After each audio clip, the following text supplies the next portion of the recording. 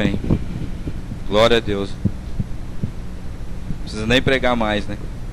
Quem tem ouvidos para ouvir, ouça. E semana que passou foi uma semana boa. Eu tive algumas conversas com algumas pessoas, ouvi algumas coisas. Tive assim um tempo, 2 dias na semana fora do normal, assim, para mim buscar a Deus, assim, à tarde, que teve um dia que não tinha carro aqui, Giovanni precisou de um carro para ir para Vitória, eu tinha as coisas para fazer, mas ele foi com o meu carro, aí o que eu tinha que fazer era na rua, eu não fui, aí fui para casa, fui buscar a Deus, li bastante, orei bastante, pensei bastante na minha vida. E essas coisas que Baião falou aqui, sabe? De você ter um alvo na sua vida, você ter consciência do que você está fazendo, certeza absoluta, tranquilo, em paz, satisfeito, é uma coisa que só Jesus pode fazer. Eu ouvi um testemunho de uma pessoa, talvez nem ela tenha assim, se dado a importância daquilo que foi falado para mim. Ela está falando dela mesmo, mas eu falei assim, puxa, uma pessoa que viveu um tempo sem Deus, uma vida miserável, sabendo que tinha que viver para Deus, e por colocar os seus sonhos, a sua vida, os seus valores na frente dos valores de Deus, sofreu e sofreu muito. E um dia ela resolveu que ia abandonar aquela vida e entregar a vida dela para Cristo. E ela falou bem assim para mim: quando eu fui por Evangelho, eu não quis saber de mais nada. Eu fui para fazer Deus feliz, porque eu tinha consciência que a vida que eu estava levando estava magoando o coração de Deus. Mas eu era egoísta. Então eu me joguei no Evangelho, assim, eu não quero mais nem saber o que tem, nem para trás, nem daqui para frente.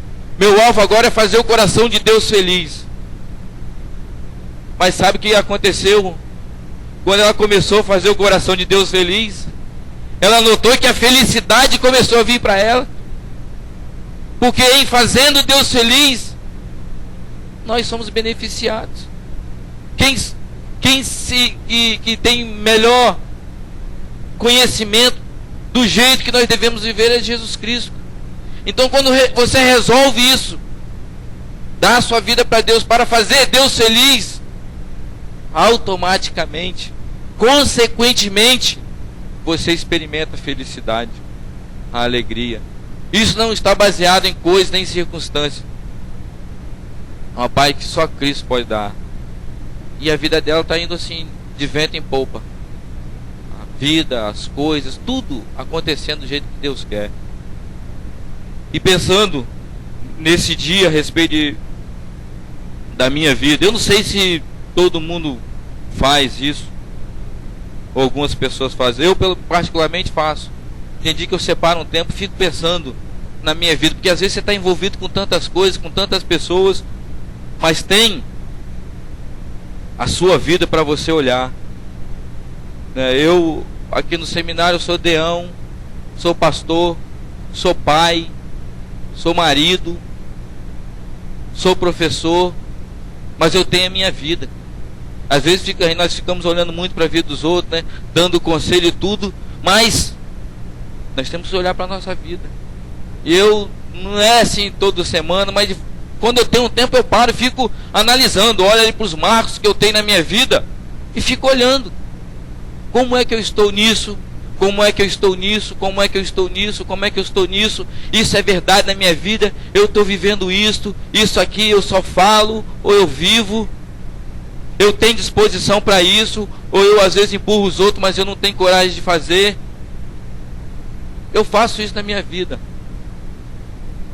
E tem um texto em Apocalipse, capítulo 2, que é uma carta para a igreja de Éfeso.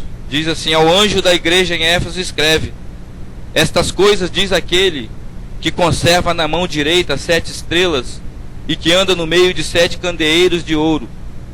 Conheço as tuas obras, assim o teu labor como a tua perseverança, e que não podes suportar homens maus, e que puseste à prova o que a si mesmos se declaram apóstolos e não são, e os achastes mentirosos. E tens perseverança, e suportaste prova por causa do meu nome, e não te deixaste esmorecer.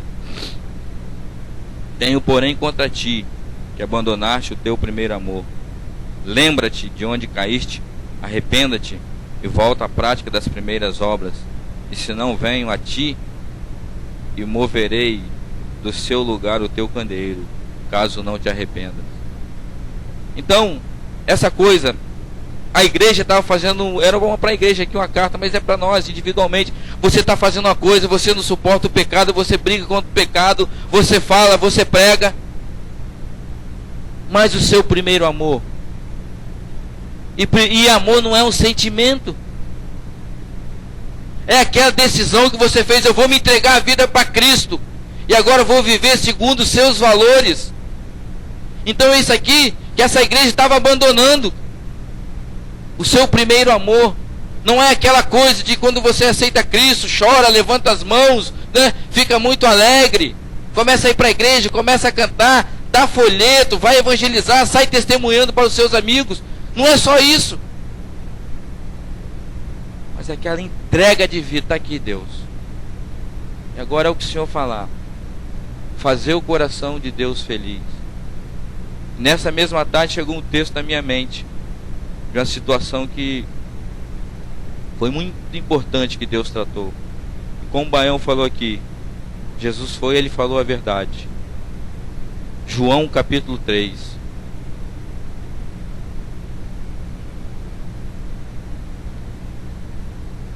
João 3 até o 10. Não tem como você fazer discípulos se você não tiver certeza que você nasceu de novo.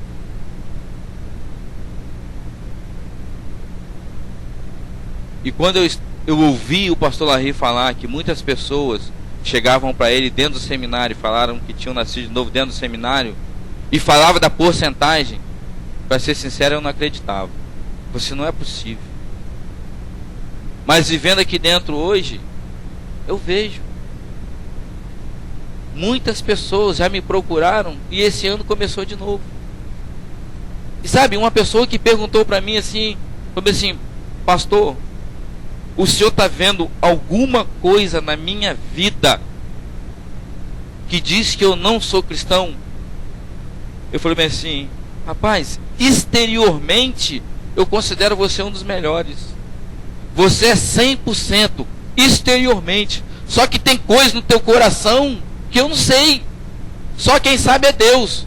Aí ele falou assim: vou te falar uma coisa então. Eu nasci de novo aqui no seminário este ano. Você mais sabe de uma coisa? Eu sempre busquei. Só que aonde eu estava, nunca ninguém me mostrou o que é ser um nascido de novo. Eu era uma pessoa ativa na igreja. Eu era uma pessoa que tudo que o pastor falava para fazer, eu fazia. Mas tinha aquela coisa que não me ensinava se eu podia ter uma vitória sobre o pecado. Que para mim ser crente era eu ir para a igreja, participar dos cultos, entrar no louvor, talvez ensinar na escola dominical. Mas nunca me falaram o que é verdadeiramente nascer de novo. E quando eu cheguei aqui, eu comecei a ouvir e falei assim: é isso que eu quero. Nascer de novo. Nós temos tantas definições, tantas coisas para se falar. Só que definindo uma coisa simples, uma linha fina, mas que resolve todos os nossos problemas. Nascer de novo é você fazer uma mudança na sua vida, deixar de viver para você para viver para Deus. Abandonar o egoísmo e viver em amor. Simples a definição, mas que envolve todas as áreas da nossa vida e todos os dias de nossa vida. Nascer de novo não significa simplesmente você fazer uma decisão para Cristo e depois, pronto, viver 5, 6 anos do jeito que você quer, rejeitando Deus, talvez nas pequenas coisas, talvez nas grandes coisas, e você fala assim: não, há 5 anos atrás eu fiz uma decisão. Nascer de novo às vezes é morrer todo dia para as suas vontades, para os seus desejos, para os seus sonhos, para os seus quereres. Isso é nascer de novo. E esse homem chegou aqui, Nicodemos. Havia entre os fariseus um homem chamado Nicodemos, um dos principais dos judeus. O fariseu hoje tem uma conotação diferente. Nós chamamos as pessoas de fariseu, por quê? Porque ele é um hipócrita. É isso que é o significado que tem hoje em dia.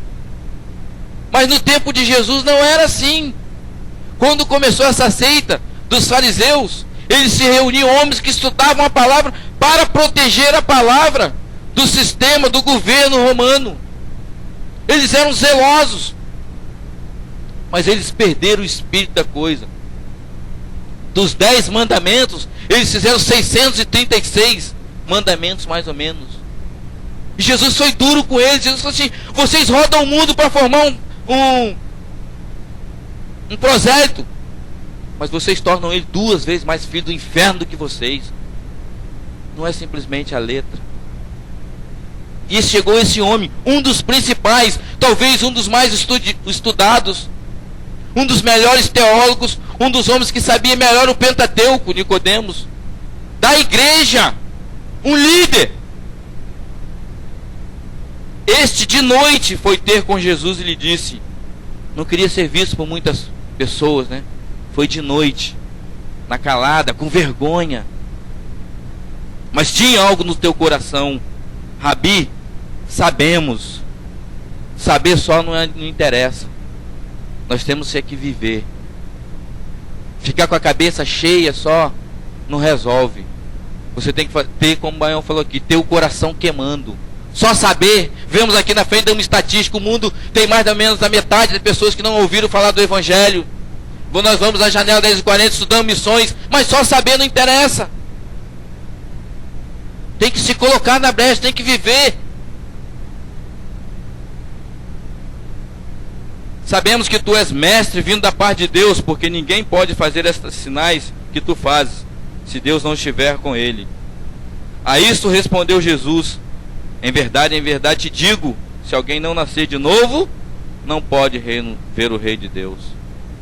Jesus parece aqui que ele cortou a conversa. Ele falou assim: não, eu sei que o senhor é mestre, porque você tem feito muito milagre, eu tenho ouvido que o senhor tem multiplicado aí pães, peixes, tem alimentado as multidões. Parece que ele quis dar um afago no ego de Jesus. Isso é mesmo, né? Você tem ouvido? Sabe quantas pessoas te falaram? 5.000 pessoas, 7.000, curei leprosos, cego de nascença. Jesus não quis nem saber disso. Jesus disse: vamos ao ponto principal, Nicodemos. A isso respondeu Jesus, em verdade te digo, se alguém não nascer de novo, não pode ver o reino de Deus. Perguntou-lhe Nicodemos, o principal dos judeus, da seita dos fariseus, membro de uma igreja, talvez líder da igreja. Perguntou Nicodemos, como pode um homem nascer sendo velho? Pode porventura voltar ao ventre materno e nascer segunda vez? Membros da igreja, principais dos judeus, professor do Pentateuco, não sabia o que é ser um nascido de novo.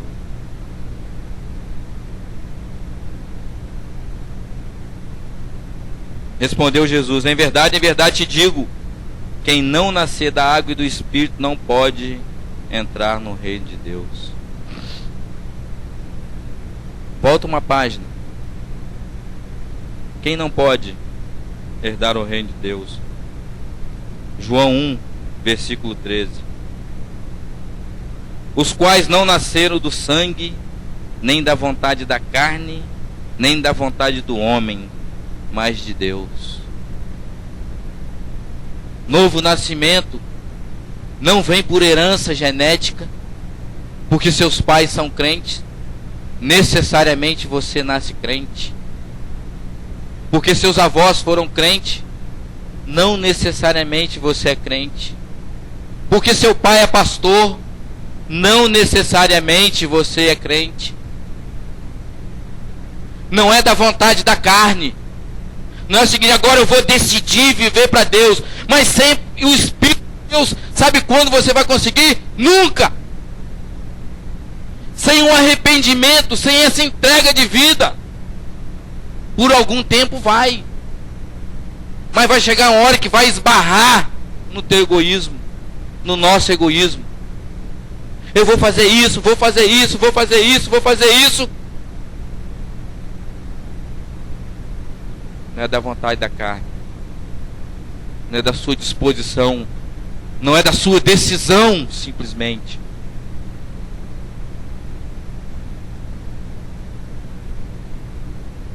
Mas de Deus. Um arrependimento. Entrega de vida. Voltar para o primeiro amor. Talvez você nem sabia o que era isso. Primeiro amor. É viver para a glória de Deus. Em tudo. Quer você coma, quer você beba. Quer nós façamos qualquer outra coisa. Façamos tudo para a glória de Deus. Não adianta fazer reformas. Não é por herança. Não é por vir à igreja. E às vezes nós chegamos no seminário, né? Falamos, olha aqui está a nata da igreja. Todos que vêm para cá têm no coração o desejo de fazer algo para Deus. E às vezes eu ouço o professor de evangelismo jovem fazer uma pergunta assim: eu quero nascer de novo, como que eu faço? Como que eu faço para nascer de novo? Ah, vai para a igreja. Pergunta para o pastor. Leia a Bíblia. Ora. Mas não é isso. Primeiro ponto, tem que ter um arrependimento. Essa coisa, chega de viver para mim, agora eu vou viver para Deus. Não é uma coisa exterior, não é botar uma roupa. Sabe o que eu ia fazer hoje? Até falei numa sala aí, só não fiz porque, não sei porquê. Eu ia vir hoje de terno. Pegar um terno, colocar aqui uma gravata, chegar aqui. Eu tenho certeza que no mínimo 10 iam falar: poxa, hoje, hein? Não é? Olha só. Em muitos lugares, o cara está ungido. Está apto para falar. Uma coisa exterior. Aí depois eu ia tirando gravata, tirando paletó, ia dobrar a camisa, ficar de calça. Depois eu pensava, vou ficar de bermuda aqui. Ia ter um julgamento. Porque ia olhar para aquilo, para o exterior. Dizer, não, ele está vestido como um pastor. Ele é um pastor. Porque está de terno e gravata. E nós julgamos às vezes as pessoas nascidas de novo assim. Como se veste, como fala, não é? E tem tanta coisa nesse meio que você olha assim, não tem nada de crente. Lá na casa do meu sogro chegam muitas pessoas assim, né, que semi-analfabetos, que por onde eles moram as pessoas param. Então de vez em quando chega aquelas pessoas, na ideia dele aquilo é cristianismo. Vestido de um jeito que você é crente, né? O julgo exterior. Chegou um rapaz uma vez, mais ou menos assim como eu estou vestido, só que ele estava de chinelo. Eu estava dentro da casa do meu sogro. Aí quando ele entrou para a porta, ele botou o pé e fez bem assim, ó. O que foi? Senti azeite aqui, hein?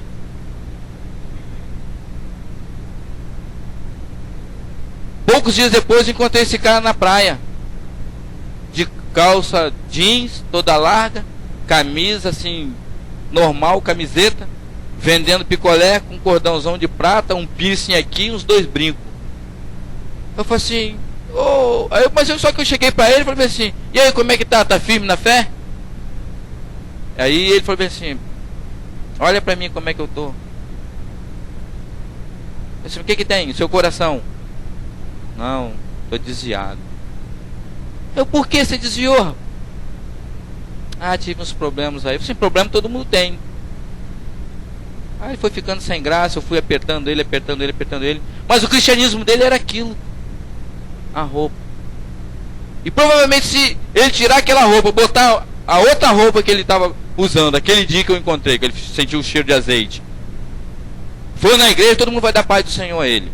Vai dar oportunidade até para ele dar um testemunho. Mas com piercing, cordão, brinco, calça, boca lá, camiseta, quem é que vai dar isso a crente nada? E Jesus sabia disso. E um dos discursos mais duros que Jesus deu foi sobre essa coisa de aparência. No tempo de Jesus, ele já estava vendo isso. Olha Mateus, capítulo 23. Se você estivesse ouvindo isso, você voltar para a igreja, olha o que Jesus falou. Mateus 23, versículo 28, versículo 25 ao 28.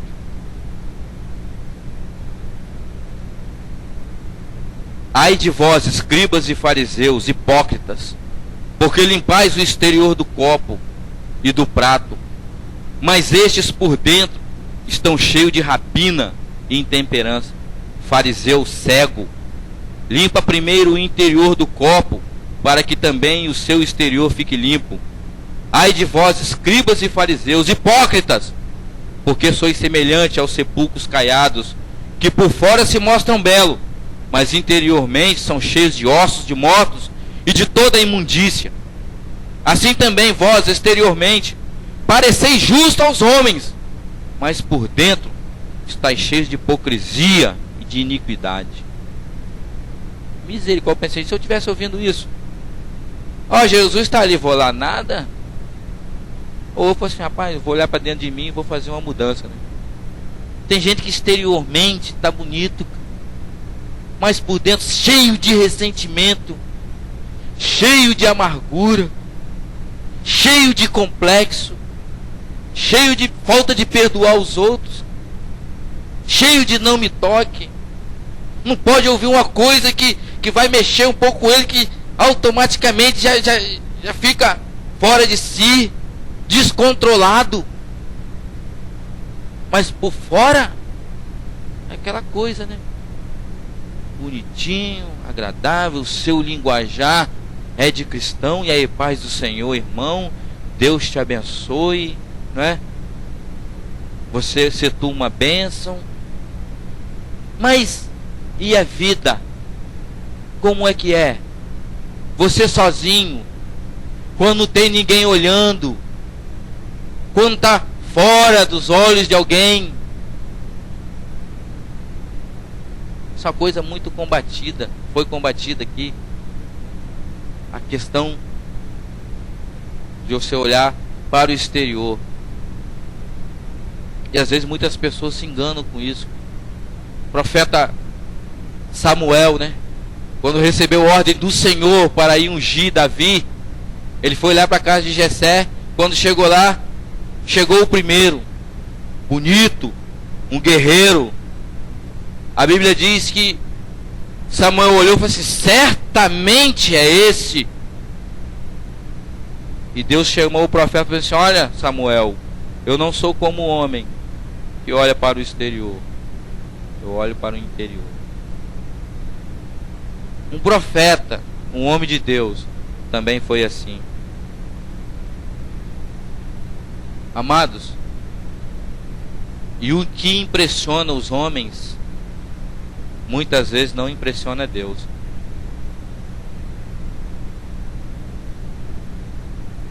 O que impressiona os homens muitas vezes não impressiona Deus. Quando você quer impressionar alguém, o que você queria, você já conseguiu. Só impressionou aquela pessoa. Mas Deus não dá valor a isso. As aparências podem enganar. Às vezes nós olhamos para uma casa, está ali, né? Quintal tudo limpinho, a casa bonita. Olhamos na porta um dizer evangélico. Entramos dentro de casa, às vezes a Bíblia lá aberta, o Salmo 23 ou 91. Mas quem garante que aquela família ali não está se deteriorando? Quem garante que aquela família ali são nascidos de novo? Pelo menos os pais. Mas nós olhamos não aquela família cristã. Só porque às vezes chega uma pessoa, se levanta, começa a falar eloquentemente, da sua boca começam a sair pérolas de sabedoria, ela fala assim, é um homem de Deus. Pela aparência. Mas o pastor Paulo Roberto aqui falou, uma vez eu falei, de vez em quando eu falo isso na sala do primeiro ano, quer conhecer um homem, come 60 quilos de sal com ele.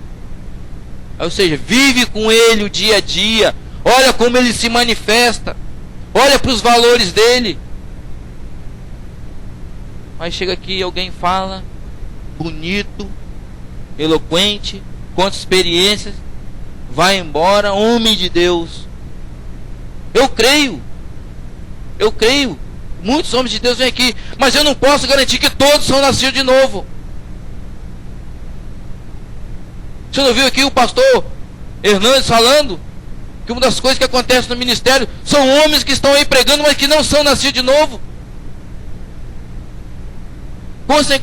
Com certeza ele tem muito mais noção do que ele está falando do que eu, porque é um homem viajado, um homem que já está com várias pessoas, está numa das maiores igrejas aqui no estado, tem recebido convite para estar em vários lugares, mas é um homem que tem discernimento, que quando chega, fica, começa a conversar, começa a viver. E vou falar, uma das coisas mais fáceis que tem é você aqui vir pregar um bom sermão. Você pode ouvir uma fita de uma mensagem excelente e decorar e vir aqui e falar,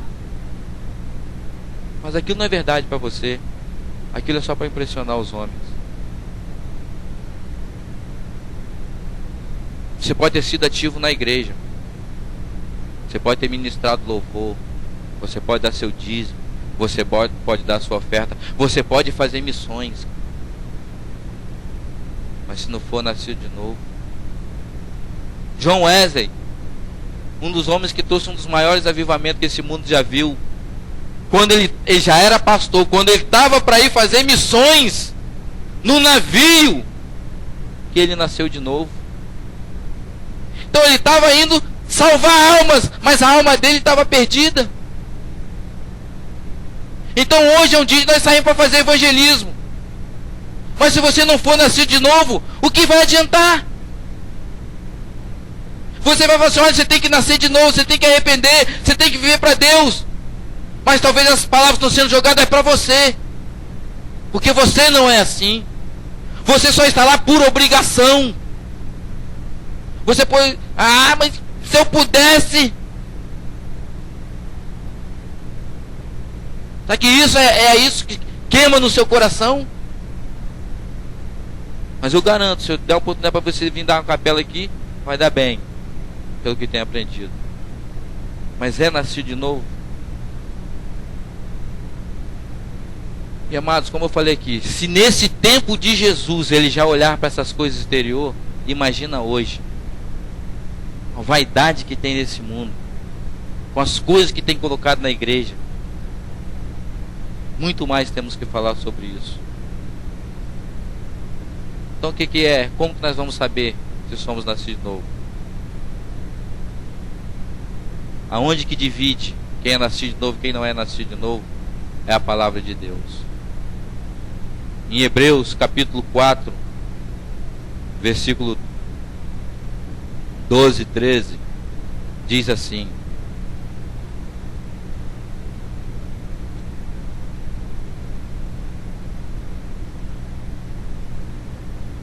porque a palavra de Deus é viva e eficaz, mais cortante do que qualquer espada de dois gumes, e penetra ao ponto de dividir alma e espírito, juntas e medulas, apta para discernir os pensamentos e propósitos do coração.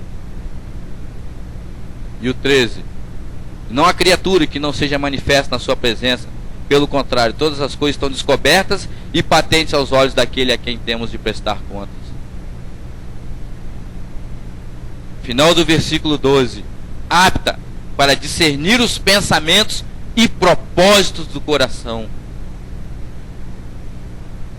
discernir pensamentos e propósitos do coração. O que está no teu coração, Deus conhece. E você sabe que Ele conhece. E você tem coragem de falar para Ele: eu sou nascido de novo.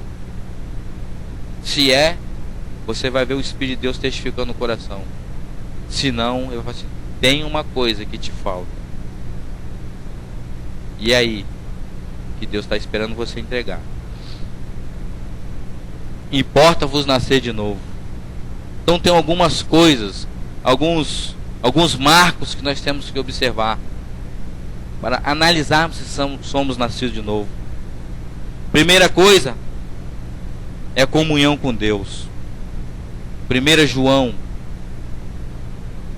1:5 diz assim: ora, a mensagem que da parte dele temos ouvido e vos anunciamos é esta, que Deus é luz e nele não há treva nenhuma. Se nós estamos em Cristo, nós temos que viver na luz, nesta comunhão. E eu estive pensando esses dias e até li um livro que me ajudou. Falar de comunhão com Deus, relacionamento, ler a palavra, orar, ouvir de Deus, não é? Se afastar do pecado. Isso tudo demonstra que você tem uma comunhão com Deus. Mas, sabe, a Bíblia fala uma coisa assim, em Provérbios 15:3, que os olhos de Deus estão por toda a terra. Quando você tem comunhão com a pessoa, principalmente com Deus, que Deus é onipresente, uma coisa às vezes nós temos que estar lembrando, que Deus está em todo lugar. Então, se você tem comunhão com Deus, você tem um senso da presença dele na sua vida. Você sabe que Ele está te olhando. Porque você tem comunhão, você está junto, Ele está junto com você. Sabe o que isso ajuda? Deixar você separado do pecado. Porque imaginemos nós, se Davi, aquele dia ali que ele acordou tarde, ele chegou, foi dar uma volta na varanda e quando ele olhou, viu Betseba ali. Disse: Deus está aqui comigo me olhando. Duvido que ele ia continuar. Ia. Se você tem comunhão com Deus, Ele está olhando para você. Ele está olhando para você. Dificilmente Ele ia fazer isso. Você tem pensado nisso? Quando você pensa, vai fazer alguma coisa, opa, Deus está olhando. Isso é senso da presença de Deus na sua vida. Ananias e Safira, eles não iam mentir, porque Deus está aqui. E Pedro falou: por que você mentiu para o Espírito Santo? Porque senão o Espírito Santo está aqui, vendo, ouvindo, olhando para o meu coração. Eu não posso enganar. Senso da presença de Deus. Quando você olha e você está distante de Deus, as coisas acontecem. Ninguém acorda, né? Nós estamos cansados de ouvir isso. Ninguém acorda: vou fazer uma coisa errada hoje. Começa ali, ó, Deus ficando longe. E lembra quando Pedro estava juntinho de Cristo ali, as atitudes que ele tomou? Pedro foi lá, cortou a orelha do servo lá quando foi prender Jesus, porque Jesus estava perto. Ele andou sobre as águas porque ele viu Jesus estava perto. Mas quando ele se afastou, negou, se afastou, perguntaram: não é você que estava com Jesus? Não, nem conheço. Perdeu o senso da presença de Deus. Amados, quando nós perdemos o senso da presença de Deus, nós estamos dando abertura para o pecado entrar na nossa vida. Outra coisa é a comunhão com os irmãos. 1 João 1,6 diz assim: se dissermos que mantemos comunhão com Ele, andamos nas trevas, mentimos e não praticamos a verdade. Se porém andamos na luz como Ele está na luz, mantemos comunhão uns com os outros, e o sangue de Jesus, seu Filho, nos purifica de todo pecado. 6 e 7, né? Quando somos nascidos de novo, nós nos relacionamos com todo mundo. A Bíblia diz: se depender de vós, tende paz com todos os homens. Você não é separatista. Você não fica isolado. Que a Bíblia diz que o solitário, ele busca o seu próprio interesse. E quem busca o seu próprio interesse é um egoísta. Você é uma pessoa fácil de relacionar, porque você é nascido de novo. Você às vezes não tem importância de você perder para se relacionar com a pessoa. Não tem importância de repente você ser humilhado. Não tem importância de repente a pessoa preferir ficar com outra em vez de você, e você ficar bicudo e também nunca mais ficar com ele. Você tem comunhão. Você vive junto, você compartilha as mesmas coisas. Você tem prazer de estar no meio das pessoas. Vou te falar, talvez uma das maiores evidências que eu tenho na minha vida é isso. Eu não gostava de muita gente. E Deus tem um senso de humor, né? Onde é que me colocou? No meio de muita gente. E houve um tempo que naquela casa ali, agora mora Giovanni Cruz e Juliana ali, né? Mas houve um tempo que era eu e minha esposa ali, de um lado 12 moças, do outro 6 obreiros. Não podia falar nada. Que no outro dia, o Baianinho tá aqui não, né? O Baianinho às vezes sai falando, tava falando isso ontem. Giovanni sabe disso, cara. Nosso banheiro é coladinho. Quando dá descarga lá, você alguém usou o banheiro. Então, minha casa é cheia de gente. Onde eu vou tem gente. Eu vou falar uma coisa, eu não tenho problema com ninguém aqui, cara. Não tem problema com ninguém. Talvez alguém tenha problema comigo, aí o problema é seu, não é meu. Mas eu não tenho problema. E só tem problema quem quer. Só é magoado quem deixar. Muitas pessoas, mas fulano de tal me humilhou. Glória a Deus, sou humilhado. Mas a Bíblia não diz que os humilhados serão exaltados. Então é bom. Só tem um jeito de você ser exaltado, ser humilhado. Mas a gente reclama, não é? Isso é humilhação. Glória a Deus. O nascido de novo, ele se comporta bem com os outros. E o nascido de novo, seus pensamentos são do alto. Talvez aqui uma das linhas mais finas aqui para nós observarmos. No que você tem pensado? O que tem poluído a tua mente? É ali que você está. E eu vou ler uma coisa que eu tirei de um livro de A.W. Tozer, para depois você não pensar que foi eu pensei isso. Presta atenção. Está no livro Poder de Deus, página 41, de A.W. Tozer. Ele diz assim: para estarmos certos, temos que pensar certo. Quem quiser verificar sua verdadeira condição espiritual, pode fazer quais foram, ou pode ver, né, quais foram os pensamentos nas últimas horas ou dias. Em que pensou quando estava livre para pensar o que lhe agradasse? Para onde se voltou o íntimo do seu coração quando estava livre para voltar-se para onde quisesse? Quando o pássaro do pensamento foi posto em liberdade, voou para longe como um corvo para pousar sobre carniças flutuantes, ou como a pomba que circulou e voltou para a arca de Deus? É fácil realizar esse teste. E se formos sinceros conosco mesmo, pensaremos nisso. Pois não só o que somos, mas também o que vamos ser. Logo, seremos a suma de nossos pensamentos voluntários. Quando você está só, quando você tem oportunidade de pensar naquilo que você pode pensar livremente, sem ninguém perto, deitado na sua cama.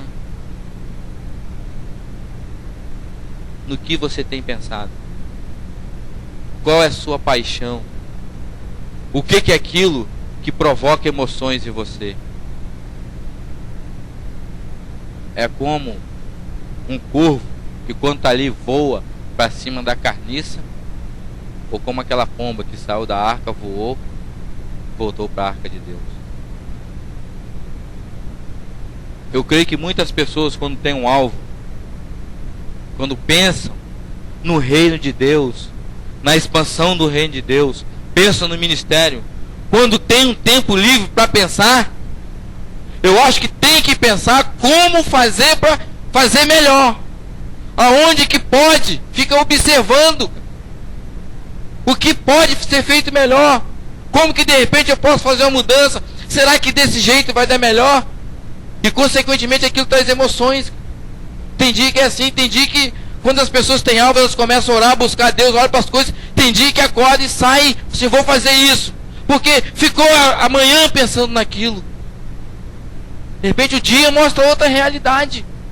Talvez apareça uma barreira que você não viu, mas você está lá pensando, fazendo isso, orando em cima disso. Então aquilo vai tomando conta de você, vai enchendo sua mente.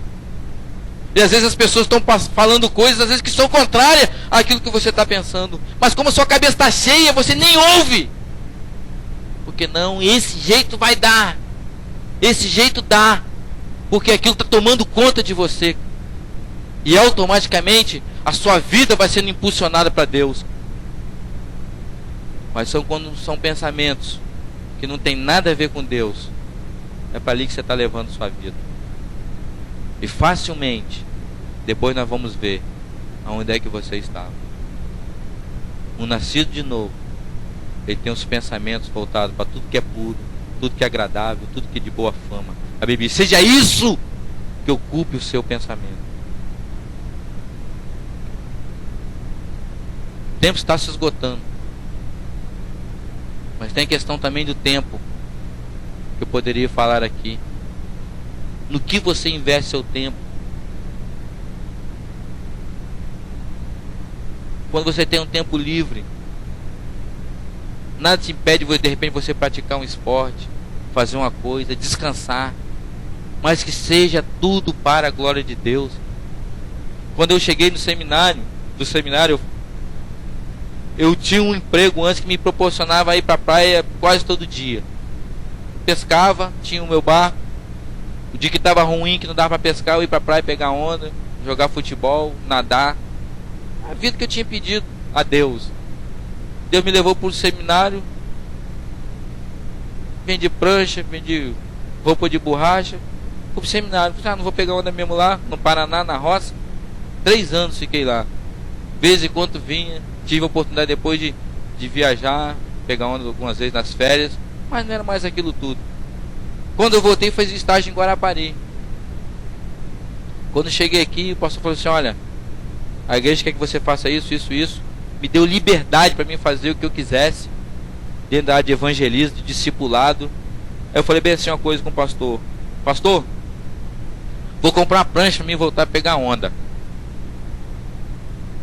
Mas na hora eu falei brincando. Aí isso aqui que ele falou, se você quiser comprar uma prancha para surfar e esse surf for para a glória de Deus, pode comprar. Aonde que ele me colocou? Agora era eu que escolher. Eu comprei. Comecei aí algumas vezes. E foi numa época que muitas pessoas que surfavam vinham para a igreja. Estava ali direto no meio. Hoje em dia às vezes eu penso nisso. Assim, puxa, só que tem vezes que não dá. Semana passada acho que deu onda a semana toda. Não fui nem um dia. Foi um dia 6 horas da manhã. Mas cheguei lá, não tinha ninguém. O mar ruim, que é sempre assim, né?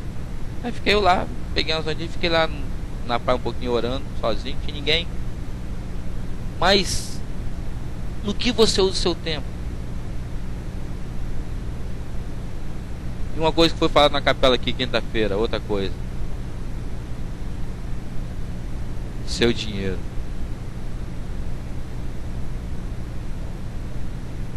Uma coisa que tem que ser falada na igreja. Deixar de falar é errado. Quando você pega o seu dinheiro, a primeira coisa que você pensa é o quê? Você, nas suas necessidades ou no reino de Deus? Eu lembro uma vez, nem sei se o Baião lembra disso, estava conversando com um rapaz e o rapaz estava vindo na igreja. Aí ele, parece que, se eu não me engano, ele estava construindo. Acho que o Baião perguntou para ele: você tem dado dízimo? Se Baião, eu estou construindo. Se eu não me engano, ele estava construindo. E eu, depois que pego o dinheiro, eu vejo que sobra e dou o dízimo. Aí no começo nós, meia língua, meio bruto, meio zarro, né? Baião também era um dos tais. Falou assim: meu irmão, você está dando o resto para Deus? A Bíblia diz que nós devemos dar as primícias. Como que você tem feito com o seu dinheiro? Você compra o que quer para você primeiro. Gasta tudo que pode. Aí sobrou um dinheirinho, vai lá, dízimo. Se o dízimo é assim, imagina a oferta, hein? O nascido de novo sabe onde ele veste o seu dinheiro. No reino de Deus. E sabe, isso são coisas palpáveis, que dá para você ver. Eu não sei, é você e Deus. Importa-vos nascer de novo. Isso é o que importa. A coisa mais importante que nós temos que fazer é isso. Eu não vou chamar ninguém aqui na frente, mas pensa você na sua vida. Diante disso aqui, tem muito mais coisa para nós falar, mas acho que isso aqui já dá para você olhar algumas marcas na sua vida. E vou falar uma coisa: se você não nasceu de novo, você está perdendo tempo. Anos e mais anos e mais anos se enganando, vivendo uma religiosidade, para chegar de repente no fim da vida não gozar do descanso. Se é para falar a verdade, fale a verdade com você mesmo. Som do seu coração: eu sou nascido de novo? Eu vivo para a glória de Deus? Ou eu vivo para mim mesmo? Amém. Senhor,